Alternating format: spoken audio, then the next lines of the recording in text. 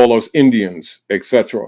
Now, when they make reference to the Moors as Indians, understand they're talking about the Naga or the high priest order coming from ancient Eritrea, where your first churches were. They'll tell the people that the first churches, etc., was in Abyssinia, or what you call Ethiopia.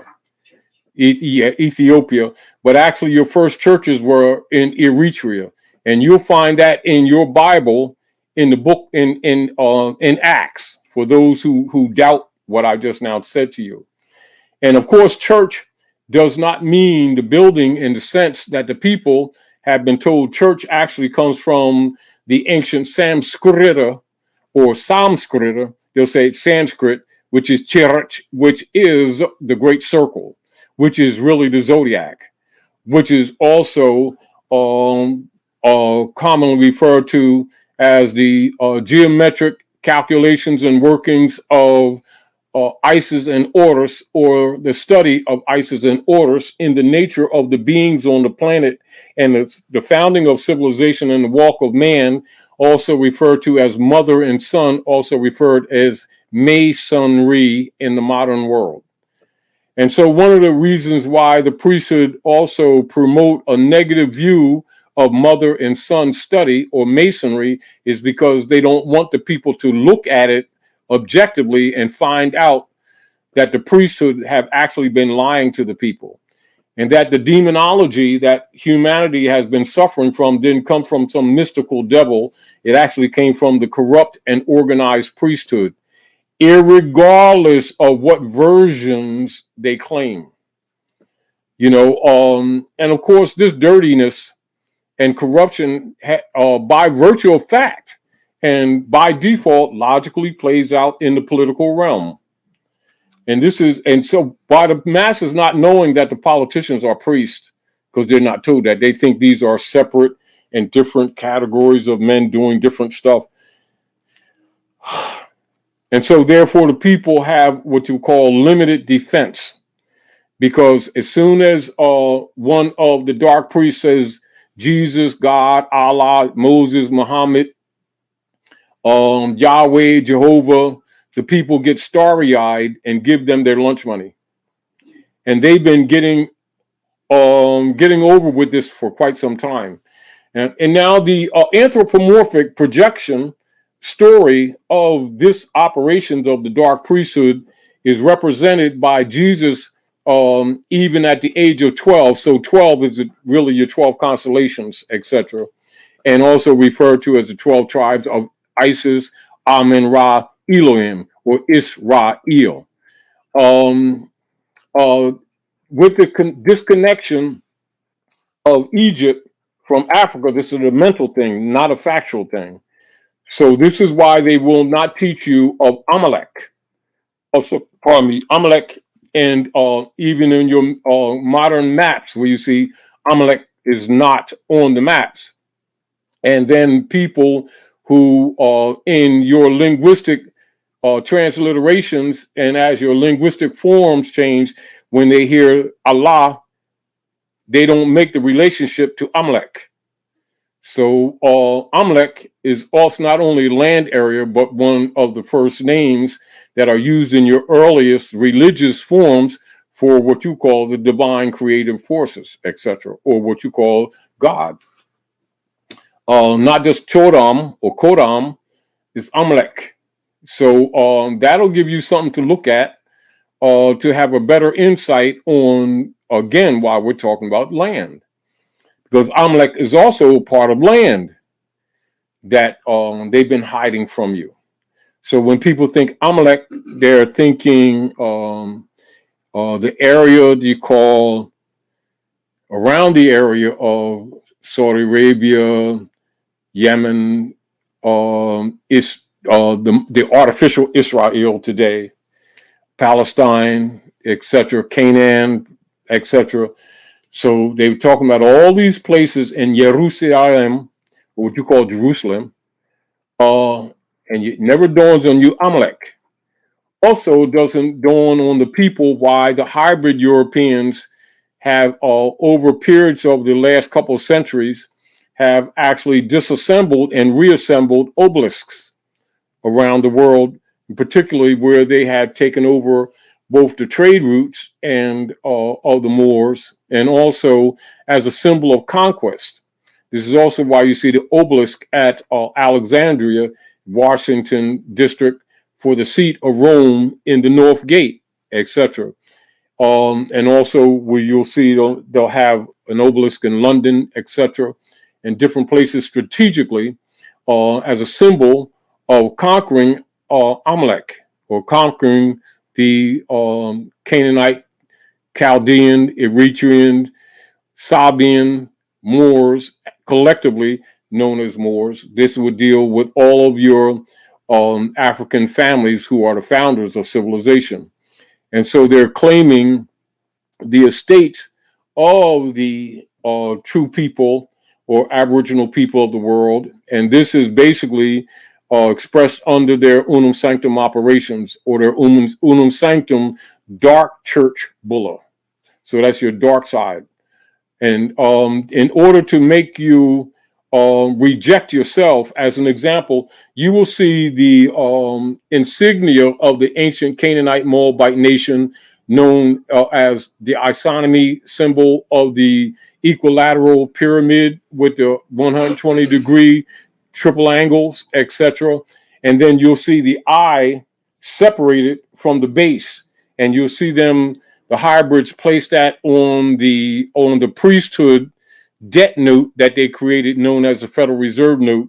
And so that eye is actually would deal with the ancient Amalek, or ancient Eritrea, Ethiopia, which means the people of the eye. And of course, by the consciousness of the people now being divided, so Ethiopia, it also implies that they have divided the consciousness of the people. So you'll see the eye separated on the pyramid on the debt note, where the priest or dark priesthood of Midgard have claimed the rights of all humanity, etc. But yet, when you do the research into ancient Africa, Central America, South America, where you'll see in stone all over the place, you will not see the people of the eye separated from the base of the pyramid. Interesting. In the Bible, they talk about the fact that the Amalekites were not mentioned in the Genesis 10 table of nations, but they're referred to as, quote unquote, first among the nations. So Amalekites are Amalek. That's what I'm saying. That's what I'm saying. But they're not referred to in the Genesis 10 table of nations, but they are called the first among nations. So now here we go. Now this is, a lot of times, one of the reasons I wanted to read chapter 8 of the Sikh Silent Brotherhood, because it really tells you about the corruption of the priesthood. That's what that chapter is about. And also, this is basically where Jesus is really calling them a fraud. And whereas, like, say, when they talk about the Jesus and the injustice done and the sacrifice of Jesus, the Lamb, etc., the people's concepts is, oh, the devil did this to the good Jesus. And they keep projecting that so that the people don't pay attention to, but a child can recognize it, that it wasn't some mystical devil that did this. It was the priesthood. See, but the priesthood have made this practice. Look at the devil over there. And the devil did this. And the devil did that. And it's the priesthood that murdered all the prophets. It is the priesthood that tortured the women and took their estates for the church. It is the priesthood that murdered women, indigenous women here on this side of Africa, in all the cities called Salam. And they call them witches of Salam. People travel from around the world to New Jersey, Shakyabi, that's Shakyabi territory, to even look at a tree that they preserved where they hung a lot of women. Is it in Salem? Oh, yeah. That's why. And we have many cities in the north, also in Massachusetts, different places. And this is where they did mass murders and tortures of women. And so people here don't know that the wealth of the Constantine order that they call the church today, which is really Constantinians, actually come from the murdering of Aboriginal women. Because in African culture, as you already know, the inheritance is passed down through a matriarchy, through the woman. This is why, like, if you study African people here, and you start when you go into the tribal garbs, whether you go on that side or you go on this side, you'll see the headdress is always dressed with silver, coins and gold coins, and jewels. Even when they do the matrimony, you'll see the crescent style in the headdress, representing the crescent moon that controls the womb, and the sun, etc. And you'll see a commonality on both sides. All you need to do is start examining actually the culture and the customs, and you'll see the relativity on both sides. This is again why, particularly in the North or in North America, that they disallow the people to actually study cultural dress customs because they would recognize the correlation.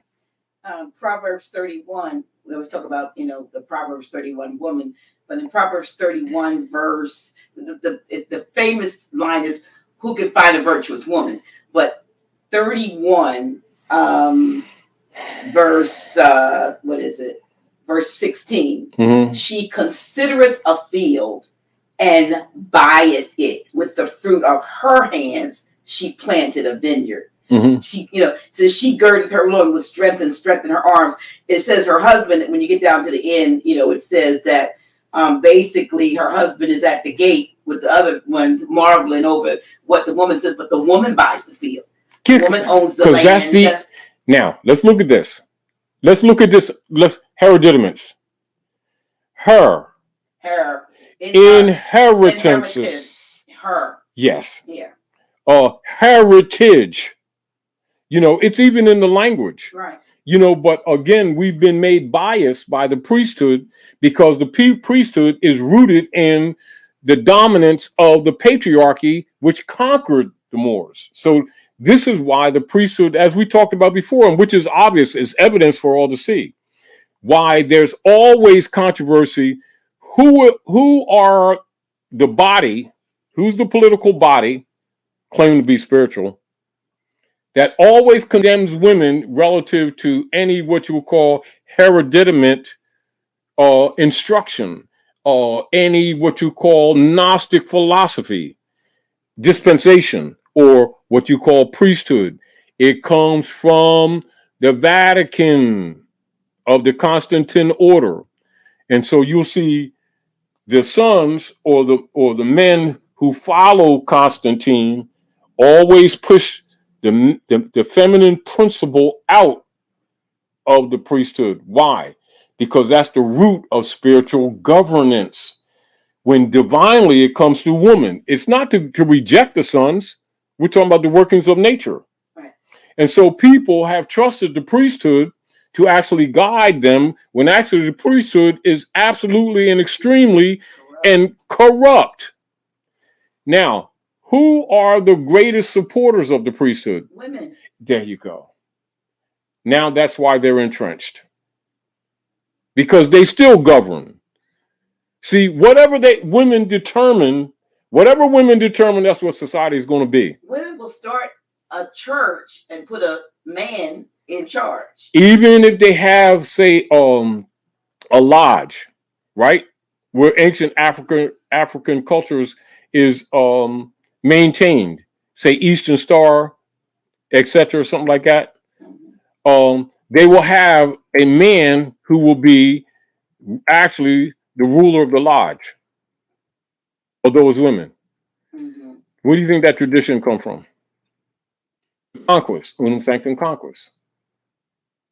You see, now in true African culture, like say the sons, say we're projective, right? So just like the sun, so you have the masculine energy and the feminine energy that's balanced in nature. So the energies of the planet are given what you call masculine and feminine form. So the sun being projective is given the sun or the designation of the masculine, and this is where they say the son of God given a masculine tendency, right? And the moon, a woman, you see, being receptive, etc. Um, and so there's a balance, if you get the point. If you get the point. Now, you know that that's anthropomorphic in its nature, but all creative things are actually in the nature of the womb. You know, so all things come through the gates of heaven only through the womb.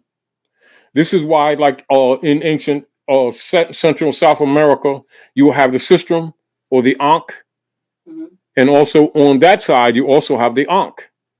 So the ankh is a geometric construction of the uterus, the fallopian tubes, and the birth canal. So that is that is a geometric construction of the Holy Cross, or the cross of the sun that brings life.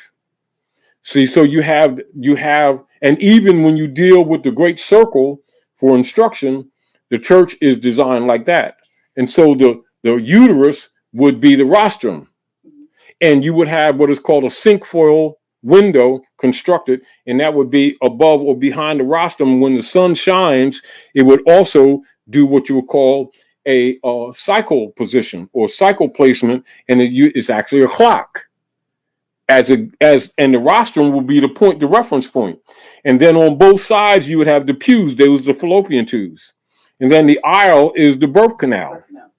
This is why most of the time when you see the old churches, if they didn't dress the doors or the gateway, and they usually would never be a single door, would usually be a double door, so that would represent the masculine and feminine side. It is also the opening, yes, if you will, because I was just on a show where we talked about that, and the vestibule, they would call the vestibule, was also significant of Vesica Pisces. Yes. The ithacus that many Christians ride around on the back of the cars to signify they're Christians actually is the sign of the uterus or the womb, the opening. Of course. And this is also why very often, if they don't use say, if they don't use what you call valuable or what you call precious woods for the construction of the doors, if there's ordinary woods, according to how elaborate they make the great circle or the church, right? And understand the church is the cross. Right. The church is not the building.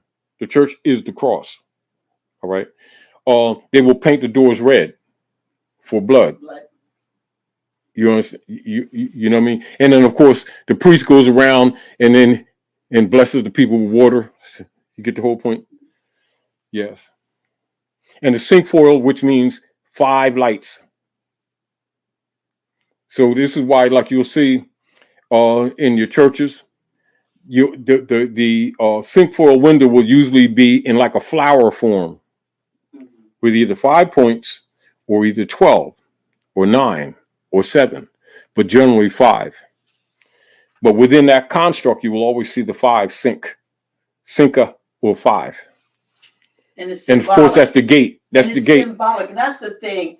There's a lot of symbolism that in the architecture that's been covered up and over with this sense of supposedly spirituality, which is really symbolic of other things that are more natural. Let's talk about this. All right. This is why the priesthood will not explain to the masses in general that the symbolisms are often taught in anthropomorphic format. So when they're talking about, say, the house of David, Jesus comes from the house of David. When they're talking about the house, they're talking about an estate. They're talking about the land, inheritances, generations of transference of customs and values, etc., both corporal and incorporeal. And this is, again, why we're talking about land, because people's concepts when they're talking about land is simply the aggregate soil. And it's not limited to that. Which is why has been so important to separate us from our inheritance. Of course, this is what is called birthright theft. And this would be expressed in the book of Genesis, Notice the chapter, right? 25. 2 and 5 is what? 7. All right. So now you got Rebecca, you got Isaac, you got Jacob, and you got Esau. They'll say Jacob, but it's Jacob, right? So Jacob, but that's anthropomorphic. That's talking about birthright theft. That's talking about an inheritance. And then they make the story about Isaac being blind, and then Rebecca under influence of others helping to deceive Isaac so that the birthright or an inheritance does not go to the rightful heir. Right. This is exactly the anthropomorphic story of what's happening to us on Midgard and what we're dealing with today. And this is expressed even right into today with the Unum Sanctum operations, where the Pope of Rome declared us dead or corpse.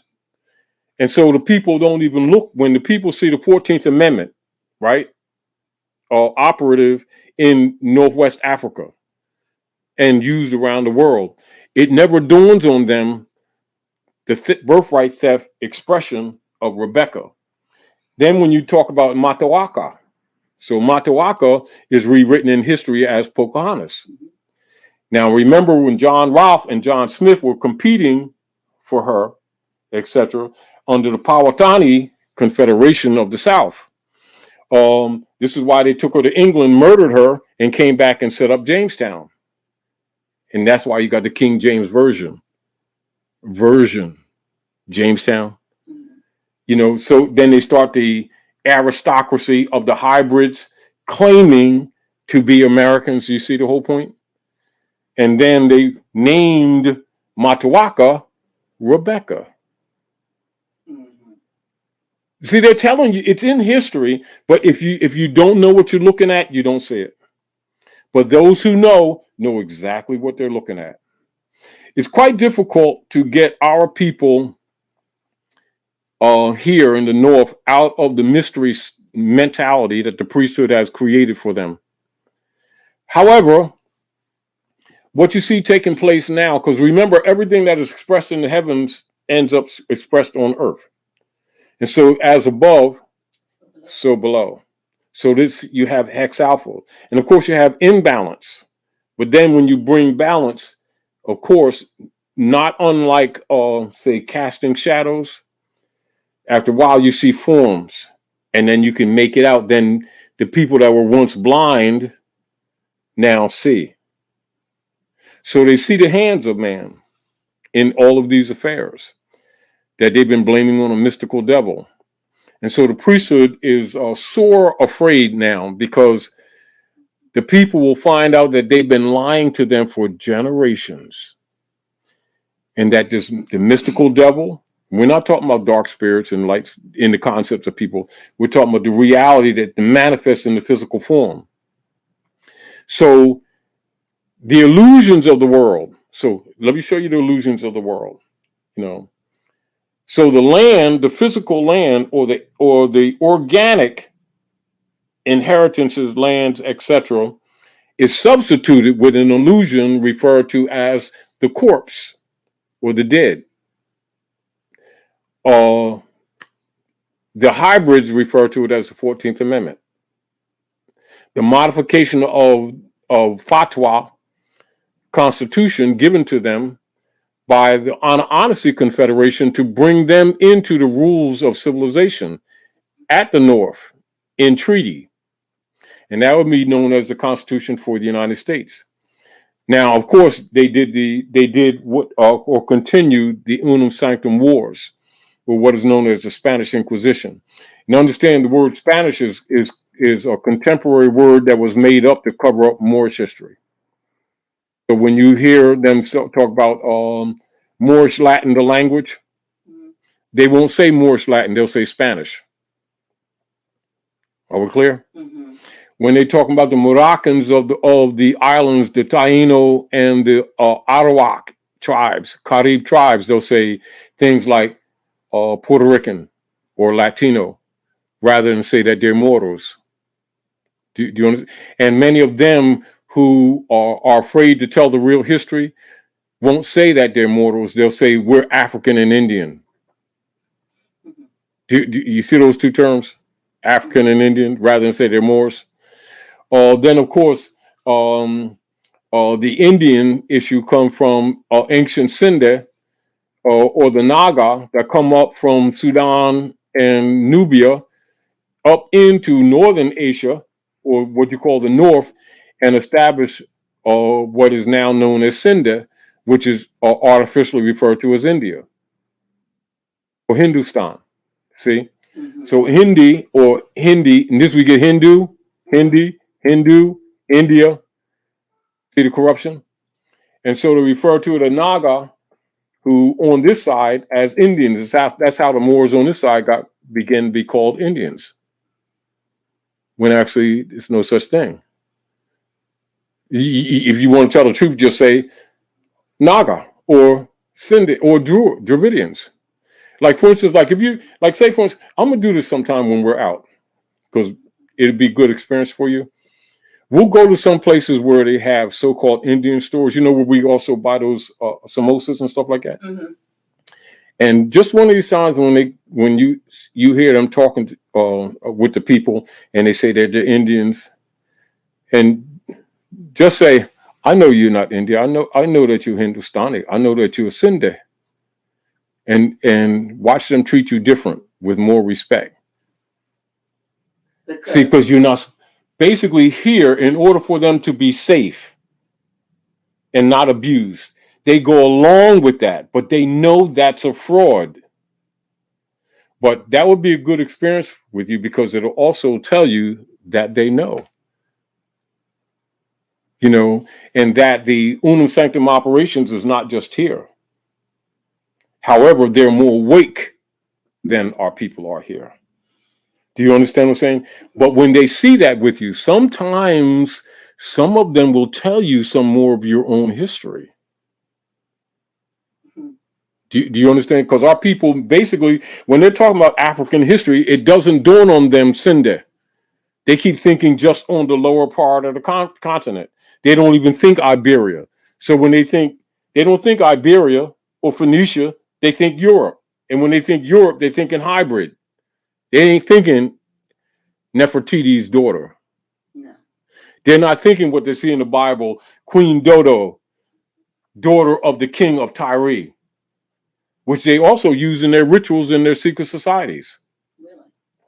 Really? And so they're still talking about Africa. Like example, again, we'll go again. Remember when we took the people to the Masonic Lodge in Philadelphia? Mm-hmm. All right, so the first rooms they take the people to? To the Moorish room and to the Iberian room. Both of them was Moorish. And they made exact duplications of ancient temples. Exact duplications, and that's where they hold their major meetings.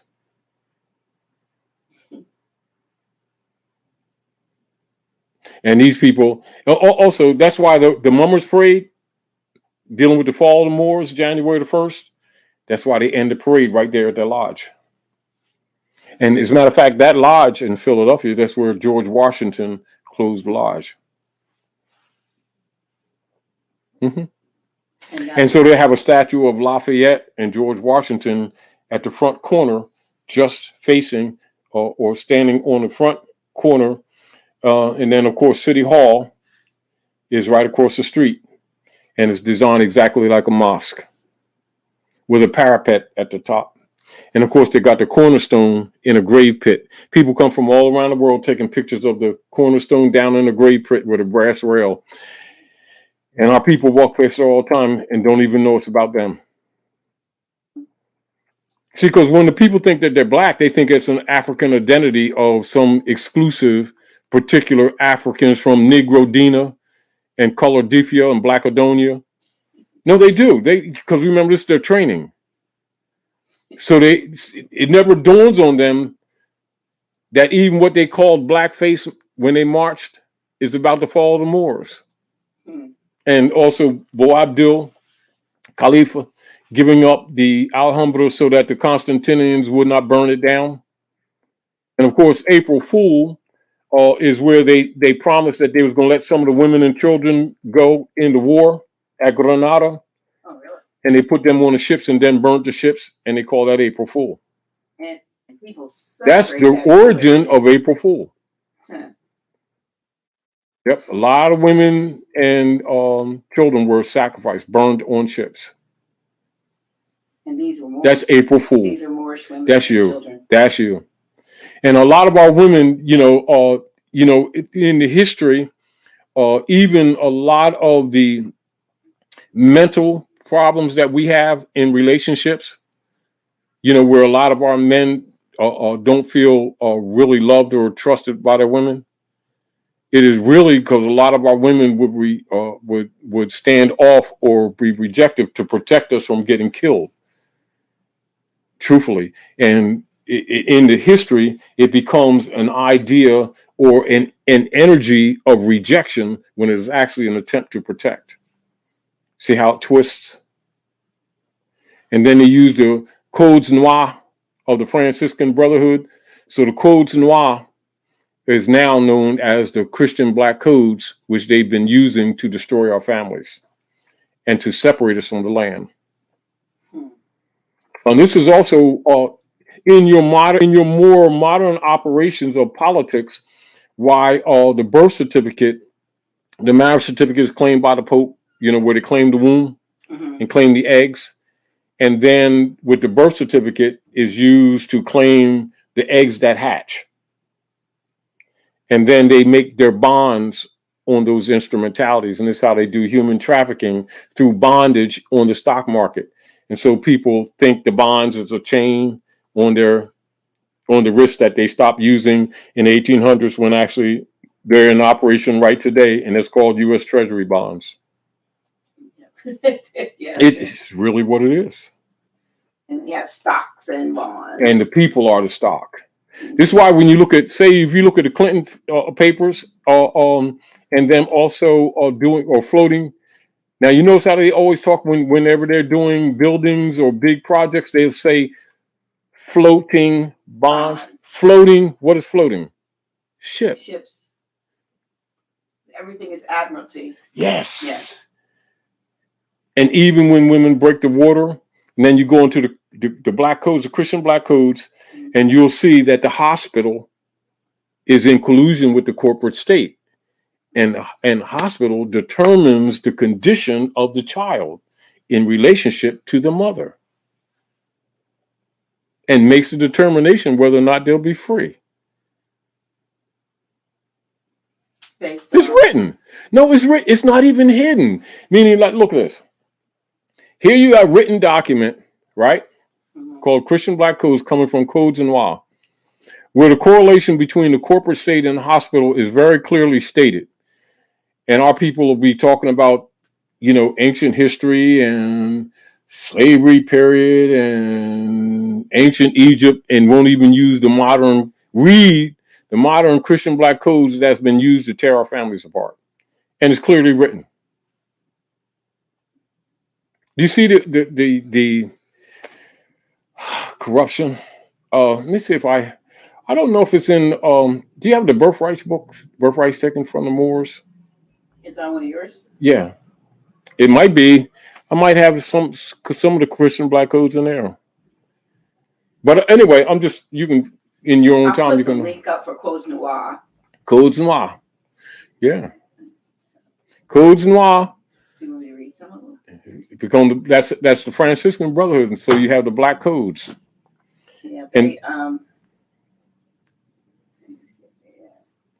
and you can also then you correlate that to the Christian black codes of 1724.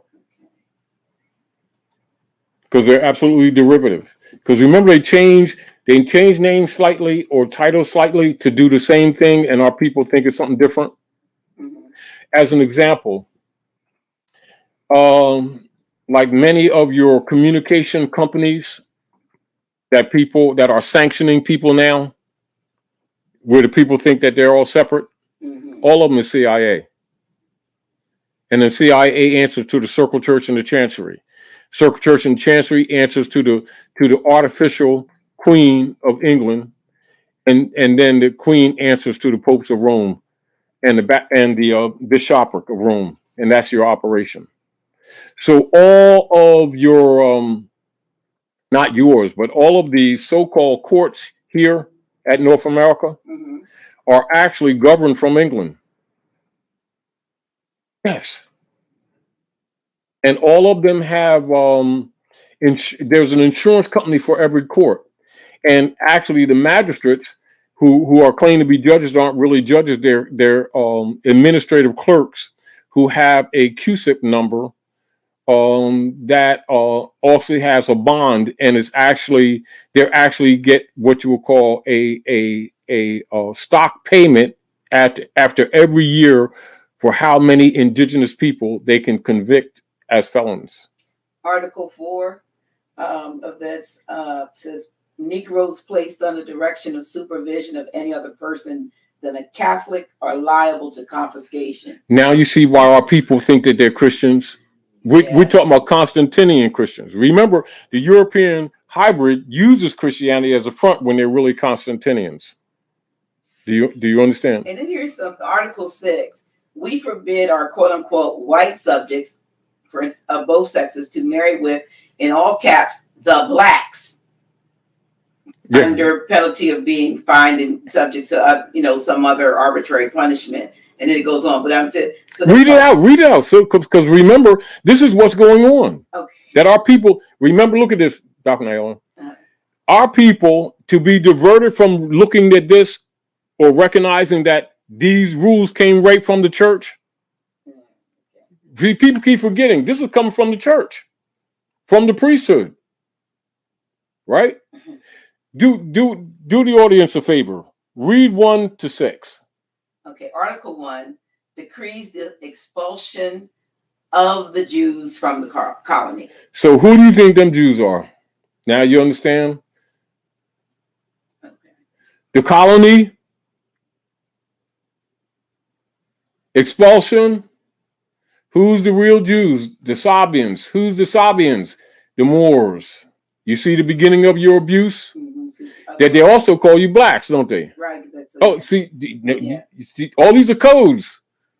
Well, Article Read. Article 2, make it imperative on masters to impart religious instruction to their slaves. Who do you think's been doing this to you? The priesthood.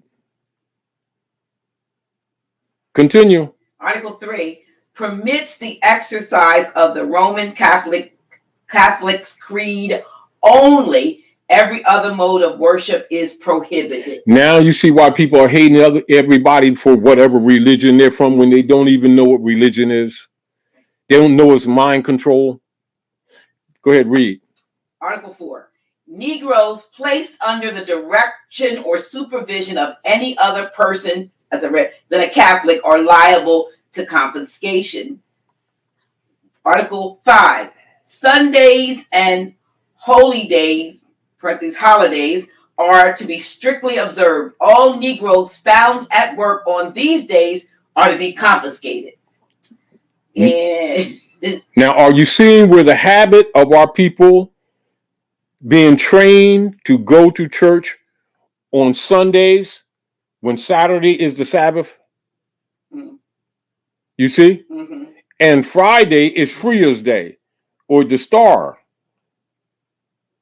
of Heaven. Mm-hmm. You get the point? So our holy days are actually Friday and Saturday. Now, the people think that Jesus did that, don't they? Oh, it says it in the catechism that they did it. Yeah, but I'm just saying to you, we're talking about what is the concept. Now that's the catechism. But look, what is the concept? The concept among the people is what you see them practice. So while people intellectually, this is available to anyone, that is not their practice, but yet they think that they're following the Jesus. Yet the one that they call the Jesus is one of them Jews that was expulsed. Now, if they were following Jesus, why ain't they Jews? See, but now that must be qualified, but look what it's actually telling you. The very book that they're boasting that they're spiritual about says that Jesus was the king of the Jews. Is that not true? Mm-hmm. Right? And so if someone who claims to be following Jesus and always saying, what would Jesus do? And that they're following that pattern, why ain't they Jews? We're talking logic. That's not a condemnation. That's a point of observation. Now, of course, that has to be examined because the fact of the matter is Jew is a cover for Sabbath. So are they keeping the Sabbath? Remember when we did the thing, keeping, because that's what it's really saying. So they're saying that they love Jesus, but yet their hearts are far removed. So they don't see themselves in the book. Do you see the point? Mm-hmm. But we are creatures of habit. Now continue. Article 6, coming along. We forbid our white subjects of both sexes to marry with the blacks under penalty of being fined and subjected to some other arbitrary punishment. We forbid all curates, priests, or missionaries of our secular or regular clergy, and even our chaplains in our Navy to sanction. Well, it says both. Section in parentheses means sanction. Such marriages. We also forbid all of our quote unquote white subjects and even the manumitted or freeborn quote unquote blacks to live in a state of concubinage with slaves. Should there be any issue from this kind of intercourse, it is our will that the person so offending and the master of the slave should pay each a fine of 300 livres. Lire. No, so that's francs. Well, spelled L-I-V-R. Yeah, lire. Okay. You don't pronounce the V. All right, lires. Should said issue be the result of concubinage of the master, his slave, said master shall not only pay the fine, but be deprived of the slave and of the children, who shall be adjudged to the hospital of the locality, and said slave shall be forever incapable of being set free. Now you understand the bondage of the birth certificate, which is a sale instrument, and how these correlations are not made by people who really don't know history and government structure or how this thing really operates. And they're sitting around with their so-called leaders talking about racism and prejudice, and it's really the black codes that's affecting them. Check this out. Go ahead. As I continue. But shall this illicit intercourse have existed between a free black and his slave, when said slave, according to the forms described by the church, said slave shall become free and legitimate, and in such case there shall be no application of the penalties mentioned in the present article. Now, I want you to pay attention to this, and those of you who are listening, pay attention to this. Do you see the real political role that the church and the hospital actually really plays in your everyday affairs, and the miseries of our people and suffering of our people that they've been calling racism and prejudice artificially to cover up what's really going on, and that the priesthood is what? The politicians, the doctors in the hospital, and the clergy of the church are a network for human trafficking. And people keep acting surprised when they find these things out today. It has an old history, doesn't it? Couple things. I'm seeing. I'm skipping up to 13, for instance. Yeah. We forbid slaves belonging to different masters to gather in crowds, either by day or night. You got to stand 6 feet apart. Under the pretext of a wedding or for any other cause, either at the dwelling or on the grounds of one of their masters or elsewhere, unless on the highways or in secluded places, under the penalty of corporal punishment, which shall not be less than the whip. In case of frequent offenses of the kind, the offender shall be branded with a mark of the fleur de lis. The fleur de lis. Let me see where. That's that flower that looks like this. Yeah, I know what it looks like. It looks like that. It has a point down. Yeah, and some people think that's a little nice. Fleur de lis. Yeah. So the fleur de lis, and should there be aggravating circumstances, capital punishment may be applied at the discretion of the judges. We command all of our subject, be they officials or not, to seize offenders, to arrest and conduct them to prison, although there should not there should be not judgment against them. And that what I really want that stuck out, because I've been in places where they said we can't even, if two of us get to the water cooler on on the Job. That's why they break it up. They come and examine what you're doing. What are you doing together? Right. So you're talking too long. You're having a conversation. Right. So yeah. Schism. So schism operations. Look at schism operations. Mm-hmm. Now look at that training. Look at this training over the years, right? Mm-hmm. Why our people are divided and they accuse each other of it, not knowing they were brain trained to do that for generations. Well, here's another one that's maybe this is why we don't do this as much as we should have put. Article 15, we forbid Negroes to sell any commodities, provisions, or produce of any kind without the written permission of their masters or without wearing their known marks or badges, and any persons purchasing anything from Negroes in violation of this article shall be sentenced to pay a fine of 1,500 lira. Now you understand licenses and regulations and why our people don't control businesses on any large scale. Mm-hmm. And without a license, they'll come and confiscate your stuff, including your car that you think is yours, and why the original manufacturer's titles of origin is never given to you, is sent to the corporate state. Here's a good one. I'm jumping over to 21.